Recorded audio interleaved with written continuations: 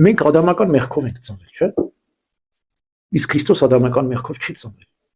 Անսեր մնողություն եւ անապական ծնունդ եւ Սուրբ Գրիգոր Տաթևացին ասում է, որ Քրիստոսի ամբողջ մարմինը աչքի բիբի զգայունություն ունի։ Հիմա որ նայենք մեր մարմնի անդամների մեջ աչքի բիբն է, չէ՞, ամենազգայունը։ Նա սուր բանով խփես, ծակես, կկուրանաս, չէ՞։ Բայց ձեռքին մի հատ սուր բանով խփես, կբուժվի, բայց աչքը չէ։ Այսինքն Քրիստոսի ամբողջ մարմինը աչքի բիբի զգայունություն ունի։ Եվ ամեն ինչ շատ լավ է զգում, հա։ Օրինակ հիշում եք այն կինը, որ մոտենում է Քրիստոսի զգեստի քաղաքներին ադիպչում։ Քրիստոս միանգամից զգում է, ասում ով դիպավ ինձ։ Այսինքն այդ հոգու եւ մարմնի կատարյալ ներդաշնակությունը, միավորությունը Քրիստոսի մեջ կար, որտեղ Քրիստոս Աստված էր եւ մարդ։